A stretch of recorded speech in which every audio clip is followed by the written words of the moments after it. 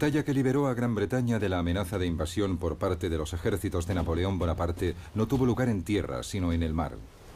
En un choque brutal y sangriento, no lejos del puerto español de Cádiz, la flota franco-española del almirante Villeneuve quedó totalmente cercada por barcos británicos dirigidos por el almirante Lord Nelson, el mayor héroe naval de la nación.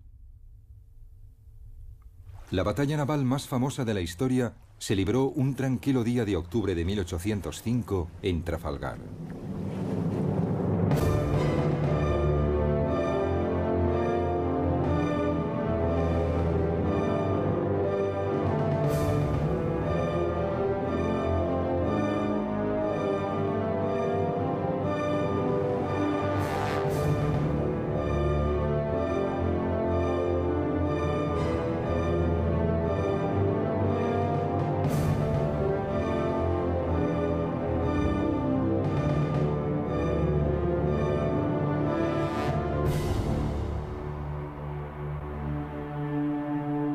Trafalgar.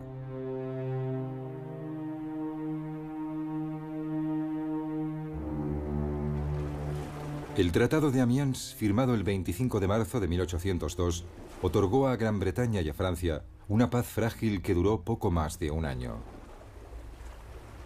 Napoleón detestaba a los británicos, cuya victoria en la batalla del Nilo en 1801 había echado por tierra sus planes para Oriente Medio. Además, el tratado fue apenas un intervalo entre guerras, durante el cual el emperador reconstruyó su armada y urdió minuciosos planes para invadir Inglaterra. Cuando las hostilidades entre los dos países volvieron a comenzar en 1803, Napoleón había construido ya una impresionante armada, por lo que el temor británico a una invasión francesa crecía día a día. El clamor público británico para que se diese una respuesta tangible al renovado militarismo francés hizo que las defensas terrestres del país fueran mejoradas significativamente, y Gran Bretaña, al igual que la Francia de Napoleón, también empezó entonces a reforzar su armada. En 1803 se unieron a ella otros 20.000 hombres, muchos de ellos reclutados obligatoriamente en la marina mercante, y en un frenesí constructor se botaron 80 nuevos barcos de guerra en un período de apenas 12 meses. Aunque no se hubiera producido este rápido aumento de su flota, a principios del siglo XIX Gran Bretaña ya poseía la armada más profesional del mundo, formada por marinos experimentados y disciplinados, ejercitados por un entrenamiento de primer orden que los convertía en una formidable fuerza de combate. Hay varias maneras de juzgar la eficacia de una armada. Y creo que deberíamos empezar por echar un vistazo a los oficiales. Los oficiales de la Marina Real se conocían entre ellos desde hacía mucho tiempo. En realidad, habían empezado juntos como aspirantes a oficiales a los 10, 11 o 12 años de edad. Y cuando se convertían en capitanes, llevaban ya unos 30 años en el mar. Eso quería decir que había un cuerpo de oficiales con una gran experiencia como marinos y mucha habilidad con la artillería. Los franceses, por el contrario, acababan de pasar por una revolución y casi todos sus aristócratas habían sido guillotinados. Y la Marina Real francesa anterior a la revolución había sido una organización muy aristocrática. Todos los que tenían alguna vinculación con la nobleza habían huido del país para evitar ser guillotinados o sufrir cualquier otro de los castigos a los que se sometía a los representantes del antiguo régimen, como se denominaba. El almirante Villeneuve, como sus oficiales superiores, pertenecían al segundo o incluso al tercer nivel de comandantes navales franceses. Y esto, que en lo más alto de la jerarquía no era bueno, se repetía en todos los estratos hasta el más bajo. Las tácticas navales bélicas británicas y francesas eran muy distintas. Las francesas durante la batalla solían ser defensivas, para limitar el daño que se pudiera infligir a sus barcos e incrementar sus posibilidades de huida, en lugar de luchar por una victoria decisiva.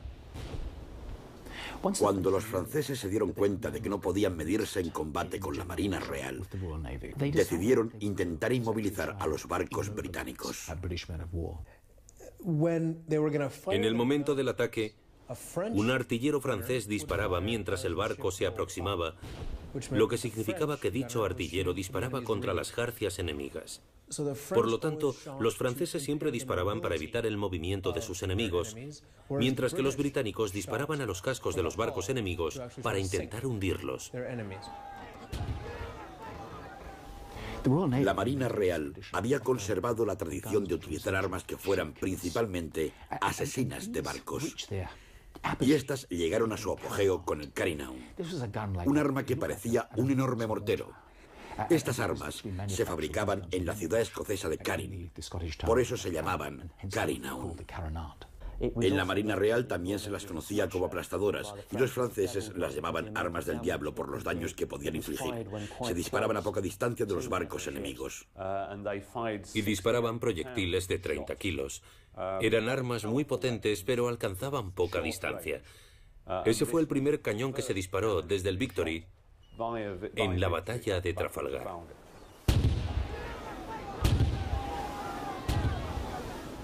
De las variadas tácticas que se utilizaban para causar daños en los barcos enemigos y matar a los que iban a bordo, barrer un barco era la más efectiva. Para conseguirlo, un buque debía pasar junto a la popa de su oponente, desde donde podía lanzar los proyectiles de sus cañones de popa a proa. Eso permitía concentrar la potencia de todo el lado contra la zona más débil del barco enemigo. Así evitaban que el enemigo maximizara su potencia de fuego mientras se maximizaba la propia. Cualquier objetivo del barco que se pudiera alcanzar, se alcanzaba. Si estás disparando a través de la popa del barco, puedes darle a cualquier parte del barco. Puedes darle a los 3 mástiles si lo deseas. Cuando no era posible llevar a cabo las complicadas maniobras que se necesitaban para barrer un barco durante el fragor de la batalla, los buques luchaban costado, con las bordas casi tocándose y los cañones disparando a bocajarro contra el enemigo. El combate costado con costado, que se había convertido en la manera más común de atacar un barco enemigo, había evolucionado desde el siglo XVI. Principalmente lo que se solía hacer era ponerse en paralelo al navío adversario y disparar con los cañones. La desventaja de luchar costado con costado era que se tardaba mucho tiempo en tener algún efecto sobre el buque atacado. Era totalmente increíble la cantidad de impactos que un barco de 3 gruesas cubiertas de madera de teca y un casco fabricado también con teca podía llegar a soportar. Cuando Nelson escribió en su famoso memorándum antes de la batalla de Trafalgar que ningún capitán puede equivocarse mucho si coloca su buque junto al del enemigo, hablaba por experiencia. Había visto los efectos de un ataque costado con costado lanzado contra el interior estrecho de las cubiertas de armas de un buque de guerra. El efecto del fuego disparado desde otros buques al costado de un barco lo que producía era romper la madera del lugar del impacto en enormes y peligrosas astillas que volaban en todas direcciones por las cubiertas de armas inferiores, causando un caos absoluto y graves heridas a los hombres. A menudo provocaban la muerte, pero más frecuentemente infligían importantes mutilaciones. Los artilleros ingleses eran más rápidos en la tarea de cargar sus armas que los de la Marina francesa, principalmente por su nivel de formación. Además, tenían mejor puntería que sus homólogos franceses. Todos los cañones se cargaban por su boca, pero los artilleros disponían de diferentes tipos de munición, según el objetivo que intentaran alcanzar. Los proyectiles redondos y sólidos se disparaban para causar daños estructurales. Los proyectiles de barra, que eran 2 balas de cañón unidas por una barra de acero, se lanzaban girando por el aire para atacar los mástiles. Igualmente existía el proyectil de cadena, que era una bala de cañón partida en 2 mitades, unidas por una cadena que cuando se disparaba daba vueltas por el aire para alcanzar las velas y las jarcias. Y finalmente estaba lo que se llamaba proyectil de racimo, que era un paquete formado por 9 balas de cañón de 1 kilo, envueltas juntas con lonas y cuerdas. Esta era como un arma antipersona porque cuando se disparaba, la lona y las cuerdas se quemaban y entonces se liberaban las pequeñas balas que barrían la cubierta del enemigo. Normalmente este tipo de arma se disparaba contra grupos de abordaje en las cubiertas enemigas. Los británicos eran unos enemigos particularmente temibles cuando abordaban un barco. En una famosa ocasión, los 50 hombres que formaban la tripulación del Speedy consiguieron dominar y vencer a los más de 300 marineros de un navío francés. Más frecuentemente, sin embargo, los barcos izaban bandera blanca y se rendían antes de que el combate cuerpo a cuerpo tuviera lugar. El combate cuerpo a cuerpo durante las acciones de abordaje, por ejemplo, era brutal. Y en estas luchas cuerpo a cuerpo se usaba lo que fuese para infligir heridas al enemigo, ya fuera una daga, un hacha, un mosquete, una bayoneta, lucios de abordaje, palos o trozos de madera. Cualquier cosa que se pudiese empuñar o con la que se pudiese golpear a otro hombre se utilizaba para intentar hacerse con el control del barco enemigo.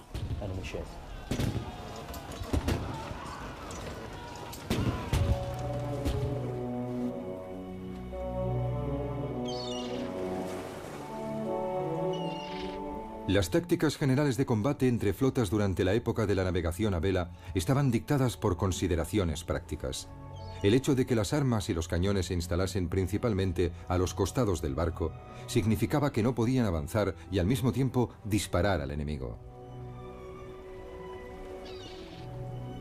Los navíos luchaban a menudo en línea, costado con costado, como en las batallas de Copenhague y del Nilo de 1801. La táctica de poner los barcos en línea estaba pensada para maximizar la potencia de fuego. Si ponías tus buques en una línea continua, todos ellos podían tener sus costados dirigidos hacia el barco que se acercaba. La línea de batalla también era una excelente formación defensiva, ya que si los barcos seguían su orden, reducía la posibilidad de que el enemigo pudiera romper la línea. Cuando rompes la formación en línea de los barcos enemigos, tu embarcación navega en medio de dos de ellos. Y cuando pasas entre dos buques enemigos, cada costado de tu barco puede barrer al navío que tiene a su lado. Desde 1803, Napoleón había estado reuniendo a sus ejércitos en Boulogne, esperando el momento adecuado para atacar Inglaterra. Pero habían transcurrido ya 2 años y la ocasión aún no había llegado, por lo que los campamentos se habían convertido en poblados semipermanentes. Uno de los problemas de tener una flota inactiva es que la tripulación va perdiendo sus capacidades marinas y bélicas. Entrenarse en un puerto no puede compararse a un entrenamiento en alta mar. No hay modo alguno de compararlos. Otro de los problemas de estar en puerto continuamente es que se producirán deserciones. La tripulación se marchará a tierra firme o decidirá que está hastiada y que quiere irse. A otros les complacerá estar en puerto, empezarán a relacionarse con la gente de la ciudad y se emborracharán. Generalmente se volverán descuidados, gordos y muy perezosos.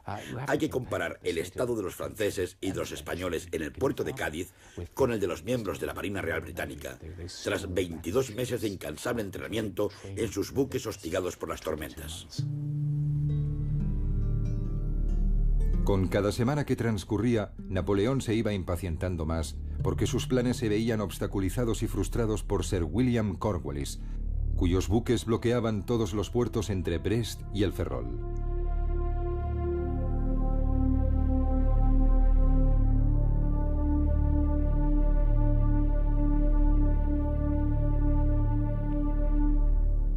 Y también por Cuthbert Collingwood, que hacía lo mismo en el puerto de Cádiz. Y además, la flota británica estaba bajo el mando de un hombre que llevaba mucho tiempo siendo la piedra en el zapato del emperador, Horatio Nelson. Horatio Nelson era, sin la menor duda, el mayor héroe que habían dado las islas británicas durante las largas y difíciles guerras napoleónicas. Quizá su mejor cualidad fuera la manera en que inspiraba a todo el mundo, desde sus vicealmirantes y sus capitanes a los marineros rasos y soldados, haciéndoles sentir que formaban parte de una hermandad muy exclusiva. Velaba por sus hombres, así que estos tenían muy buen concepto de él. Los subordinados de Nelson le adoraban.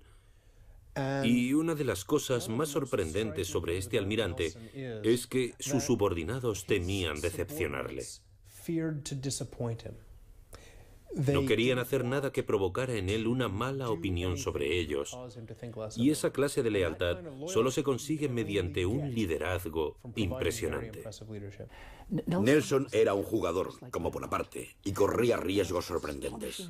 En la batalla del Nilo, por ejemplo, ningún hombre en su sano juicio habría hecho lo que él hizo. Pero Nelson, como Napoleón, tenía la habilidad de calcular los riesgos y, como dijo una vez, ninguna batalla naval puede librarse sin algún elemento de riesgo. Así que se arriesgaba. El gran historiador estadounidense Marne escribió que Nelson era la personificación del poder del mar, y creo que es correcto.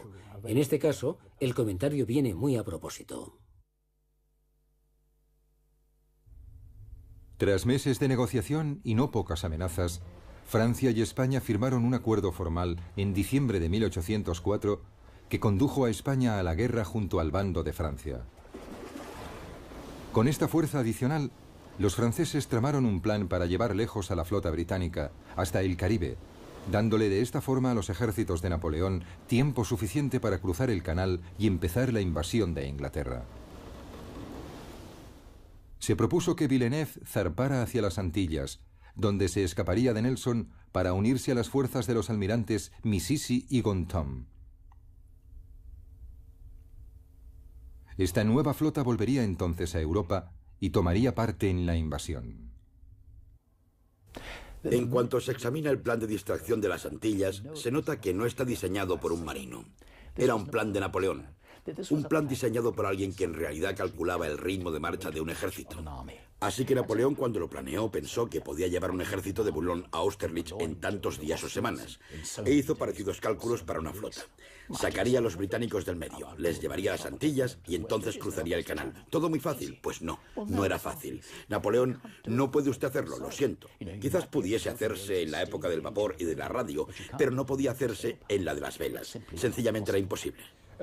Esta táctica de navegar hasta las Antillas daba por sentado que la flota aliada franco-española podía salir del puerto para dirigirse hacia las Antillas, y eso no era posible. No podían salir del puerto porque estaba bloqueado. Todos los intentos anteriores de los franceses por huir habían fracasado. El más reciente, el del 1 de enero de 1805, había salido mal debido a las terribles condiciones meteorológicas. Por fin, el 30 de marzo, Villeneuve consiguió escapar al bloqueo de Nelson. De acuerdo con el plan, zarpó a toda vela hacia la isla Martinica, en las Antillas. Por supuesto, Nelson emprendió la persecución de la flota francesa. Hasta ahí todo funcionaba según el plan francés. Por desgracia para Villeneuve, no había tenido en cuenta la velocidad a la que Nelson navegaría. Un trayecto que Villeneuve cubrió en 6 semanas y que había acabado con 1000 de sus hombres enfermos, fue recorrido por Nelson en apenas 3 semanas, llegando con sus hombres en forma y listos para luchar. La inesperada aparición de la flota de Nelson tomó a Villeneuve por sorpresa, ya que aún no se había unido a las flotas de Misisi y de Gontham. Presa del pánico, zarpó hacia aguas europeas, pero Nelson, que ya estaba enterado del plan francés, volvió rápidamente a Gibraltar. Haciendo caso omiso de las órdenes de Napoleón de zarpar hacia el norte de Francia, Villeneuve se dirigió hacia la costa andaluza, al puerto de Cádiz, donde inmediatamente lo bloquearon Collingwood y Cornwallis. El plan francés para deshacerse de la armada británica había empezado de la peor forma posible. Los franceses no podían permitir que la situación continuara así. Napoleón exclamó: "Necesito unos días sin la Marina Real inglesa para poder invadir Gran Bretaña". Insistió mucho en que los barcos franceses salieran del puerto y lucharan.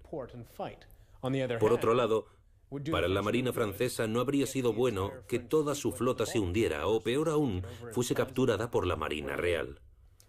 Así que los franceses se encontraban en la difícil tesitura de decidir si se quedaban en el puerto y fracasaban, o salían del puerto y fracasaban también.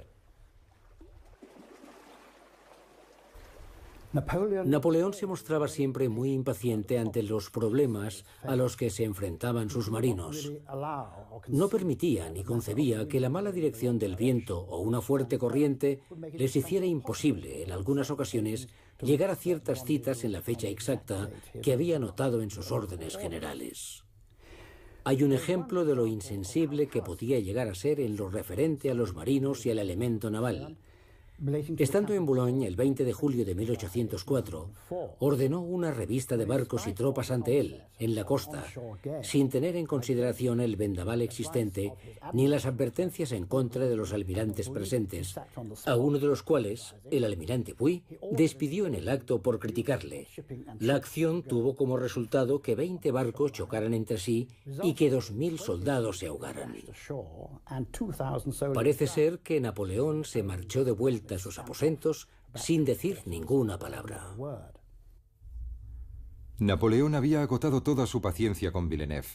Convencido de que la negativa del almirante de abandonar Cádiz estaba causada por su cobardía, el 16 de septiembre el emperador le ordenó zarpar hacia Nápoles, exigiéndole que cuando encuentre al enemigo en inferioridad de condiciones, ataque sin dudarlo y consiga un resultado positivo.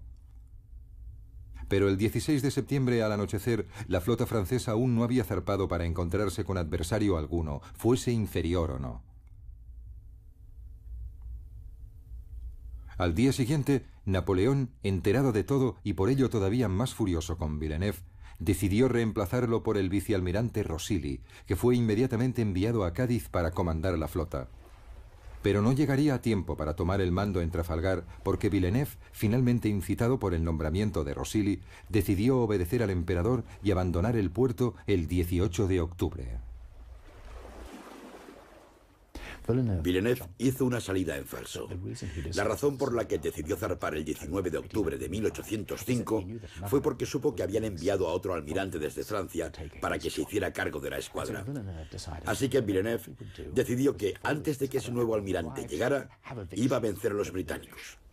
Lo que se proponía hacer era encontrarse con la escuadra de bloqueo británica, que él imaginaba sería más bien pequeña, vencerla en combate y entonces zarpar hacia el Mediterráneo. Así podría apuntarse un buen tanto ante Napoleón Bonaparte. Quedaban apenas unas horas para la batalla de Trafalgar.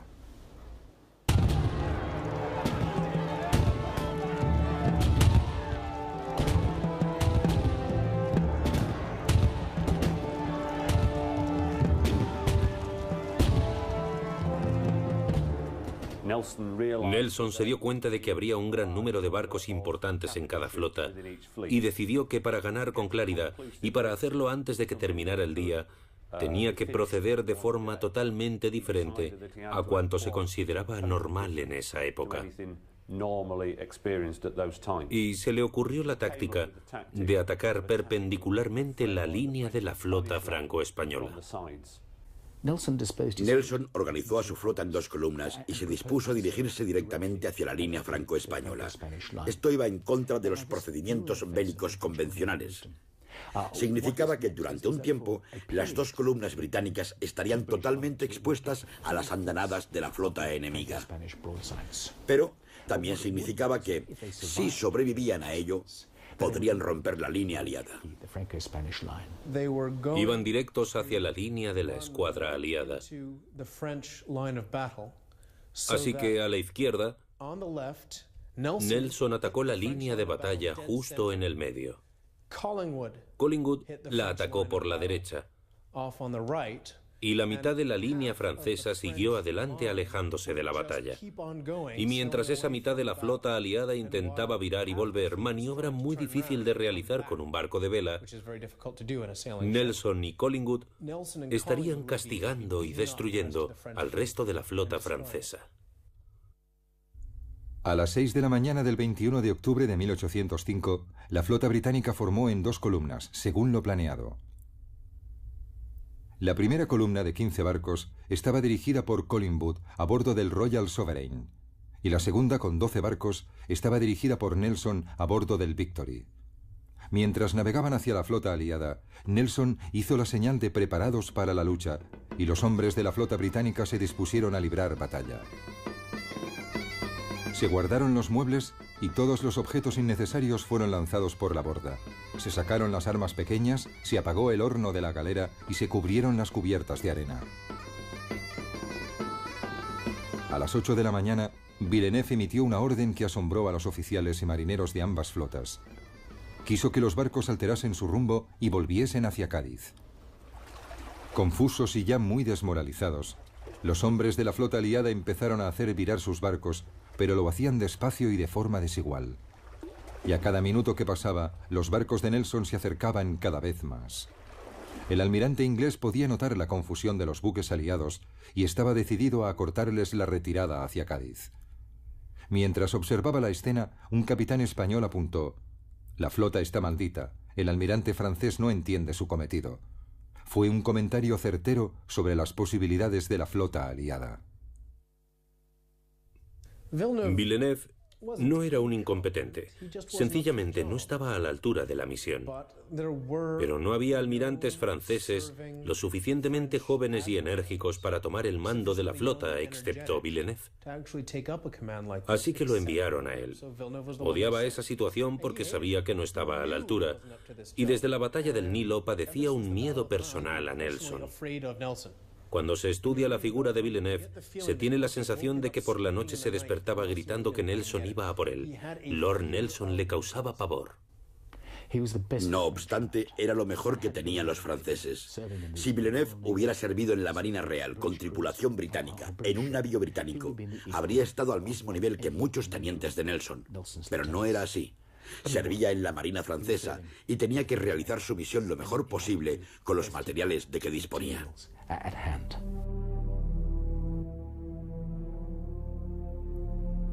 Las dos columnas británicas continuaron acercándose a la frágil línea aliada. Nelson se dirigió al centro y Collingwood a la retaguardia. Incluso entonces, la astuta mente táctica de Nelson buscaba la forma de ganar ventaja sobre su enemigo. Les atacaré inmediatamente, si puedo, a un tercio del barco de cabeza. Creo que eso sorprenderá y confundirá al enemigo. Nos llevará a una batalla desordenada, y eso es lo que quiero. Situó al Victory donde quería.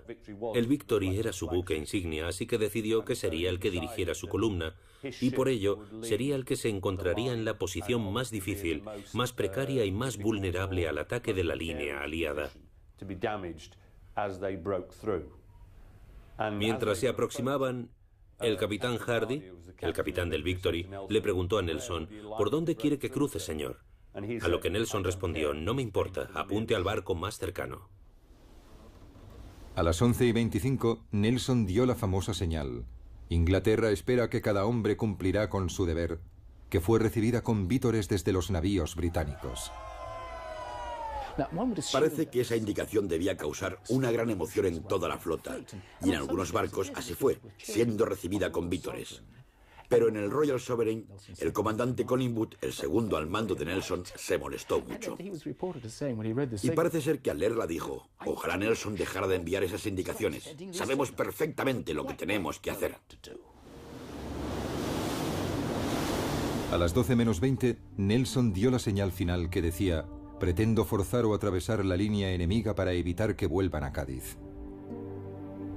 Los hombres del Redoutable entendieron lo que pretendía el almirante y cerraron el espacio que quedaba entre este barco y el Bucentaure, negándole al Victory el espacio que necesitaba para pasar entre los dos navíos franceses. El Victory quedó bajo el fuego de los costados del Redoutable y del Santísima Trinidad, y como no había llegado aún a la línea, no les pudo devolver los disparos. El Victory sufrió graves daños. La mayor parte del trinquete desapareció y la mitad del mástil principal quedó destrozado, así que el Victory perdió gran parte de su capacidad de navegación. Mientras tanto, al sudeste de Nelson y del Victory, el Royal Sovereign de Collingwood se convirtió en el primer buque británico en llegar a las líneas enemigas. A pesar de estar expuesto al fuego adversario, atacó al buque insignia español, el Santa Ana, que entonces era el mayor buque de guerra del mundo. El Royal Sovereign no disparó hasta situarse junto a su oponente, y entonces lanzó una terrible andanada a bocajarro contra el Santa Ana, causándole grandes daños y muchas bajas. Fue un gran éxito para Collingwood y para la flota británica, pero como contrapartida, el Royal Sovereign recibió rápidamente el ataque del San Justo y el San Leandro. Solo la oportuna llegada del Belil del capitán Harwood y del Mars y del Tonan poco después lograron que los barcos aliados se alejaran. El Royal Sovereign continuó su despiadada descarga de artillería contra el buque insignia español hasta que a las 2:15 de la tarde, con los 3 mástiles destrozados, el Santa Ana se rindió a Collingwood. 340 marineros españoles habían muerto o resultado heridos durante el ataque. El Royal Sovereign también se encontraba muy dañado, con 141 hombres muertos o gravemente heridos esparcidos sobre las cubiertas.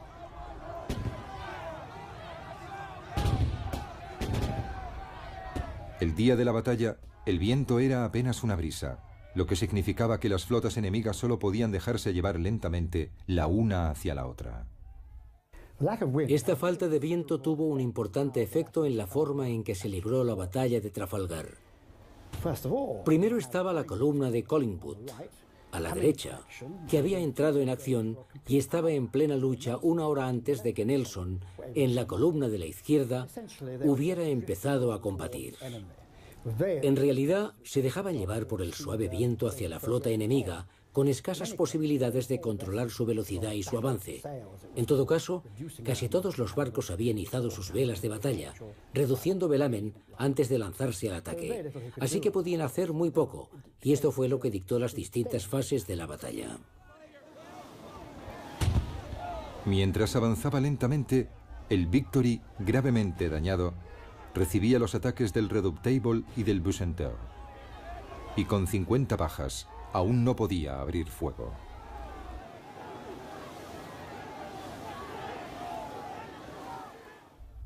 Finalmente, a la 1 de la tarde, el Victory rompió la línea aliada y se colocó en posición para barrer al Bucentaure. Lo hizo con una eficacia devastadora, dejando al buque francés muy dañado y vomitando un humo denso y negro. Cuando el Victory rompió la línea, lo hizo por la popa del barco francés Bucentaure.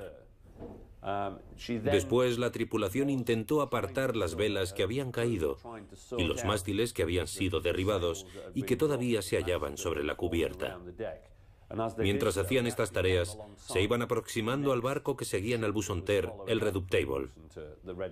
Se acercaron tanto que ambos buques terminaron arrimados el uno al otro, siendo el Victory abordado por un tiempo.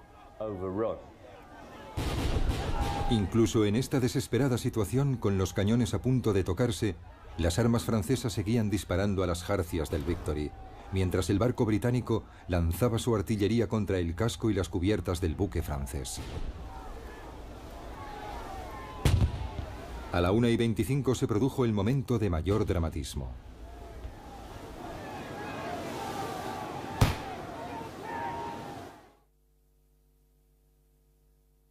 Cuando el fuego enemigo alcanzó a Nelson, este iba y venía nerviosamente por el castillo de popa junto a Hardy.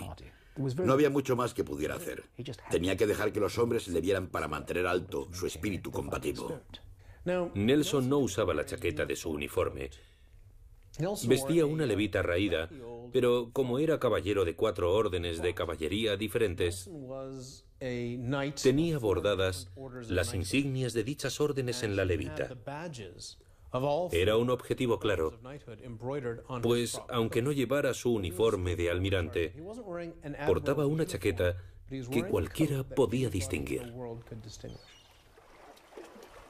Nelson se hallaba cerca del hueco de la escotilla, y mientras estaba encarado hacia la popa, una bala venida del Redoutable le alcanzó de lleno. Le entró por el hombro, le atravesó el torso y se le incrustó en la columna vertebral. Al levantarlo del suelo, Nelson le dijo a Hardy: «Al fin han acabado conmigo, Hardy. Me han roto la columna». Inmediatamente sacaron a Nelson de la cubierta. Le llevaron, herido de muerte, a la cabina del Victory, que estaba llena de marineros muertos o moribundos, en una escena que Alexander Scott, el capellán del barco, compararía más tarde con el caos de una carnicería. En medio de esa pesadilla de miembros amputados y cuerpos destrozados, el almirante Nelson yacía moribundo. A los marineros y oficiales heridos en un buque de guerra se les atendía bajo las cubiertas en la cabina del piloto. Los cirujanos trabajaban allí abajo.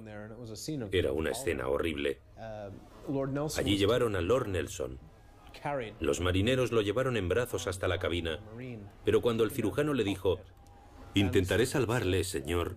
Nelson le respondió, no pierda el tiempo conmigo, voy a morir. Noto que tengo la columna partida. Noté cómo la bala me rompía la espalda. Nelson dijo que sentía que sangraba cada vez que respiraba. Y repitió que estaba acabado. No se moleste por mí. Vaya a atender a los hombres que pueda salvar. A las 2 de la tarde, el Redoutable se rindió finalmente izando la bandera blanca. Atacado por el Victory a babor y por el Temerine a estribor, tanto su valiente capitán, Jean-Jacques Lucas, como su tripulación habían luchado con coraje. El Redoutable había empezado la batalla con 643 oficiales y tripulantes. Cuando el malherido Lucas entregó su espada para rendirse, no sabía que 487 de ellos habían muerto y que otros 81 sufrían heridas mortales. Solo 75 hombres estaban lo bastante bien como para poder tripular el barco. A los británicos no todo les estaba saliendo bien. Era evidente que el Victory estaba prácticamente destruido. A todos los efectos, a las 3 de la tarde, era solo un bulto flotando, debido a la potencia del ataque del Redoutable. El Royal Sovereign de Collingwood era el que había sufrido los peores ataques.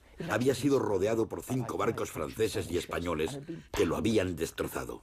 Pero los barcos aliados también se habían causado tantos daños entre ellos como los que le habían infligido al Royal Sovereign.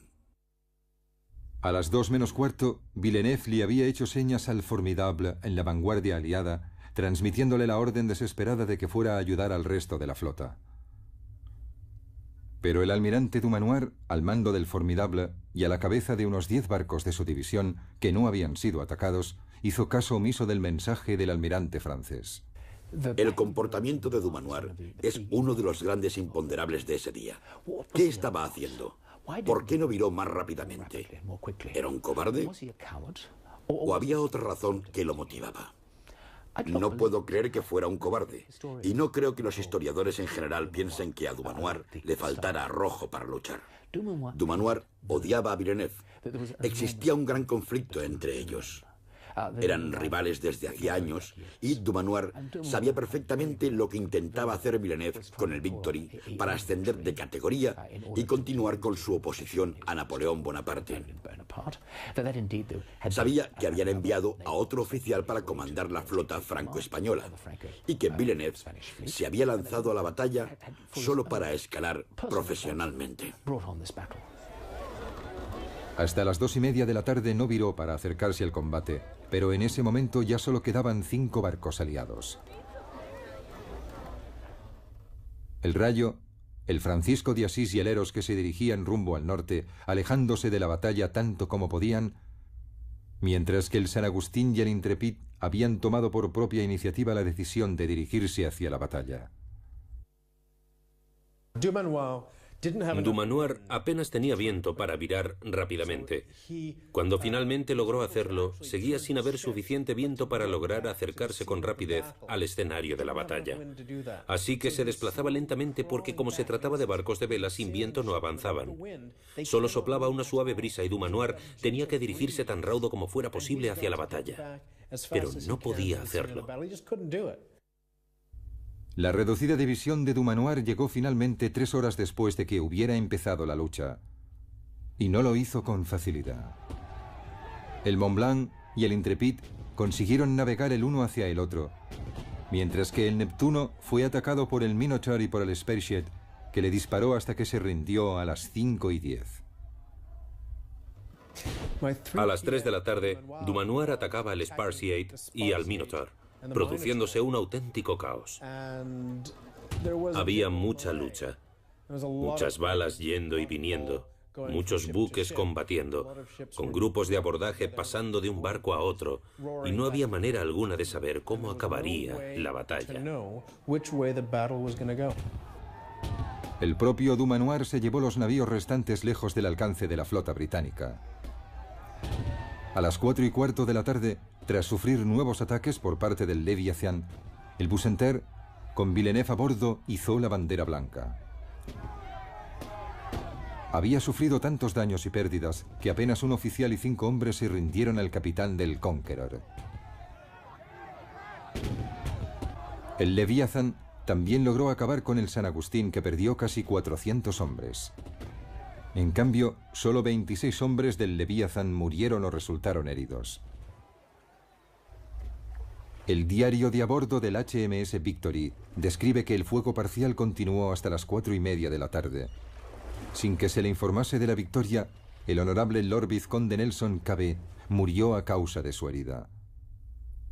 Tras casi 3 horas, al almirante se le había escapado finalmente la vida en el momento de su victoria más importante. El barco donde murió es hoy un altar dedicado a su memoria. La muerte de Nelson es una de las muertes mejor documentadas de todos los tiempos. Está en el inconsciente colectivo de los británicos. Todo el mundo sabe que las últimas palabras de Nelson, o unas de las últimas palabras que dijo, fueron «Bésame, Hardy». Se conocían de toda la vida. Era como un hermano que abandonara a sus hermanos. Y había vivido lo suficiente para dar órdenes al principio de la batalla. Una de las últimas órdenes que dio antes de luchar fue que todo el mundo anclara en cuanto acabase la batalla para que la flota no se dispersase. Esa orden se llevó a cabo justo después de su muerte. Durante la batalla, cuando dispararon a Nelson, este ordenó que le cubrieran la cara mientras le llevaban a la cabina para ser atendido. Incluso entonces sabía que su figura daba mucha moral a la Marina Real y no quería reducir la eficacia en la lucha del Victory. Así que pidió que le pusieran un pañuelo sobre el rostro. Cuando Nelson murió y las tripulaciones inglesas empezaron a conocer la noticia, primero en el Victory, después en el resto de los barcos, y por supuesto, al llegar finalmente la noticia a Inglaterra, no se pueden imaginar el golpe que supuso para todos ellos. Porque realmente pensaban que era un ser invencible y que les conduciría a victorias aún mayores. Normalmente, cuando los británicos se enteraban de alguna gran victoria, lo celebraban por todo lo alto. Se disparaban armas en los parques y en la Torre de Londres. Sin embargo, esta vez se produjo un gran sentimiento de pérdida porque Nelson había muerto. No fue una celebración alegre. Sentían que aunque hubiesen logrado una gran victoria y gran parte de la flota franco-española hubiese sido capturada o se hubiese hundido, habían sufrido un daño irreparable porque Nelson, su héroe, había muerto. La batalla de Trafalgar terminó a las 6:15, cuando el buque imperial francés Aquile desapareció en una enorme explosión que aniquiló a casi 500 hombres. Fue el último acto sangriento de un día horrible, y en toda la flota empezó el terrible y solemne proceso de reparar los barcos y curar los cuerpos destrozados. La flota francesa y española perdió más de 4.400 hombres y acabó con 2.500 heridos. Es un cálculo aproximado de la flota aliada. La Armada Británica perdió a 449 hombres, más o menos un 10% de los muertos de la flota franco-española.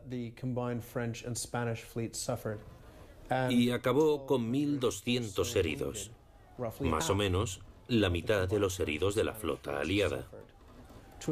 En gran parte se debió a que los artilleros británicos disparaban a los cascos franceses, así que había muchas astillas volando en dichos barcos y matando gente, mientras que los franceses intentaban inmovilizar los barcos ingleses con su artillería y disparaban a las velas y a las jarcias para conservar el barco y llevárselo como botín, por lo que no mataron a tantos marineros británicos. Los ingleses inicialmente se llevaron 17 barcos franco-españoles como botín. Un barco explotó de manera espectacular y la noche del 21 de octubre estalló una tormenta que hizo perder 13 más. Así que el botín total fue de apenas 4 barcos. De los 27 buques británicos que habían entrado en combate, casi la mitad estaban fuera de servicio la noche del 21 de octubre. Así que no fue una victoria fácil. Los franceses y los españoles habían luchado muy duro y habían causado grandes daños en los barcos de la Marina Real. Después de Trafalgar, el Victory quedó seriamente dañado. Lo repararon y continuó en activo hasta 1812. Durante el periodo comprendido entre 1808 y 1812, lo comandó el almirante Simerez en el Báltico.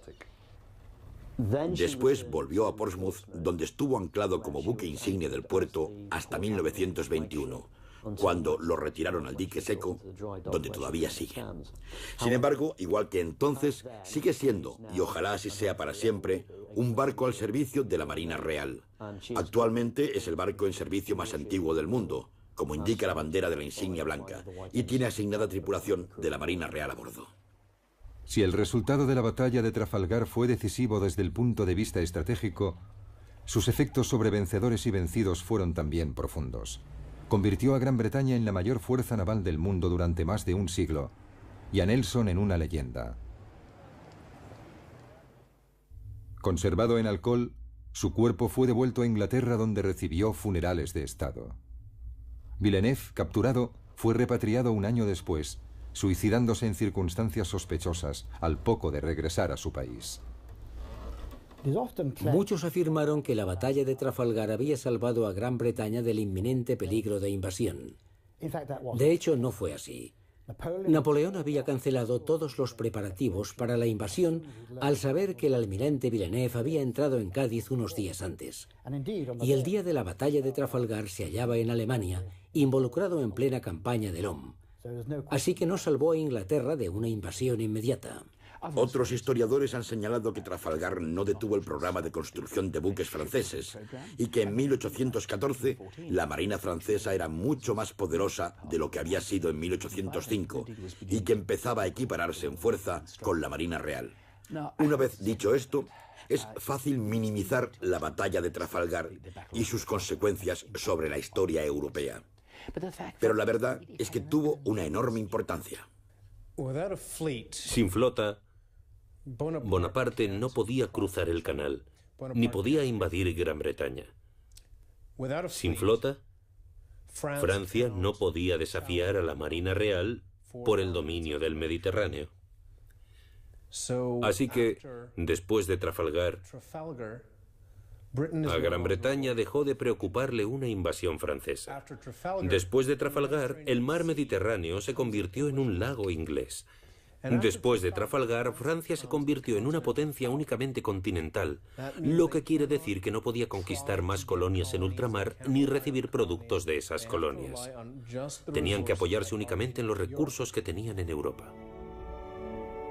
El sueño de Napoleón de invadir Inglaterra había sido destruido para siempre, aunque la derrota no menguó su ambición. El despótico soberano ya había llevado su gran armée lejos de las costas del norte de Francia, a Austria, donde le esperaban las glorias de Austerlitz. El desgraciado Villeneuve, que tras la batalla de Trafalgar observó que tanto coraje merecía un destino mejor, fue el que mejor resumió la apremiante situación de la armada de Napoleón, que había recibido tan brutal golpe.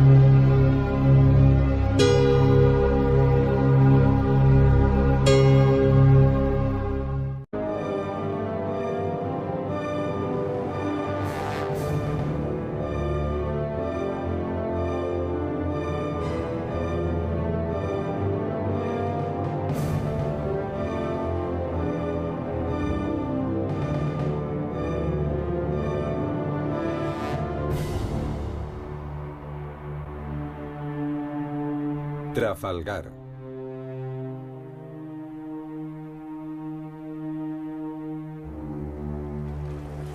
El Tratado de Amiens, firmado el 25 de marzo de 1802, otorgó a Gran Bretaña y a Francia una paz frágil que duró poco más de un año. Napoleón detestaba a los británicos, cuya victoria en la batalla del Nilo en 1801 había echado por tierra sus planes para Oriente Medio.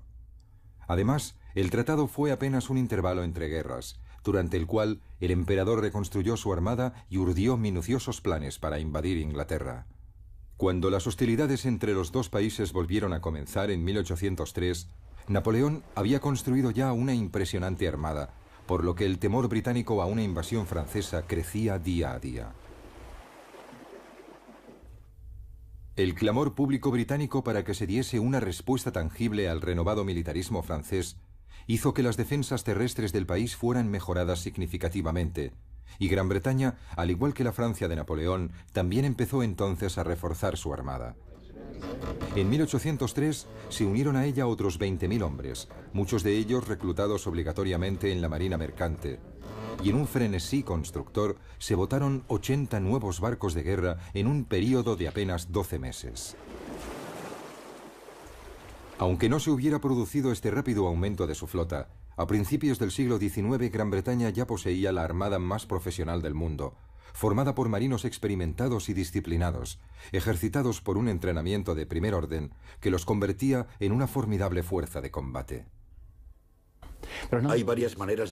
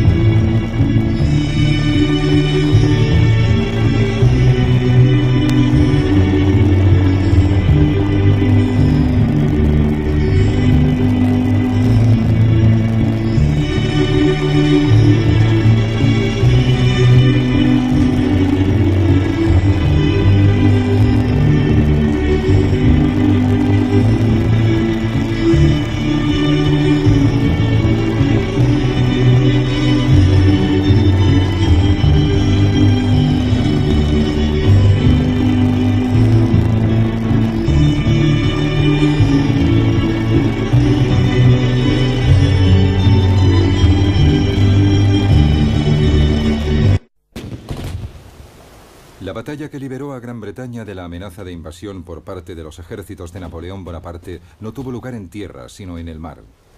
En un choque brutal y sangriento, no lejos del puerto español de Cádiz, la flota franco-española del almirante Villeneuve quedó totalmente cercada por barcos británicos dirigidos por el almirante Lord Nelson, el mayor héroe naval de la nación.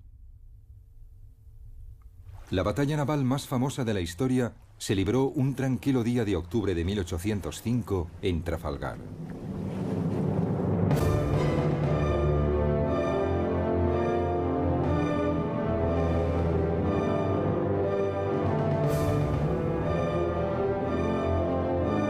De juzgar la eficacia de una armada. Y creo que deberíamos empezar por echar un vistazo a los oficiales. Los oficiales de la Marina Real se conocían entre ellos desde hacía mucho tiempo. En realidad, habían empezado juntos como aspirantes a oficiales a los 10, 11 o 12 años de edad.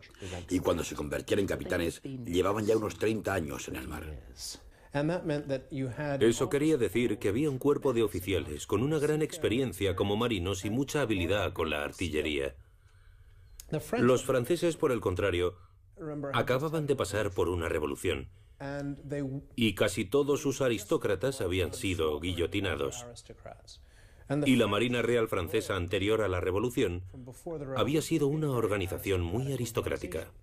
Todos los que tenían alguna vinculación con la nobleza habían huido del país para evitar ser guillotinados o sufrir cualquier otro de los castigos a los que se sometía a los representantes del antiguo régimen, como se denominaba.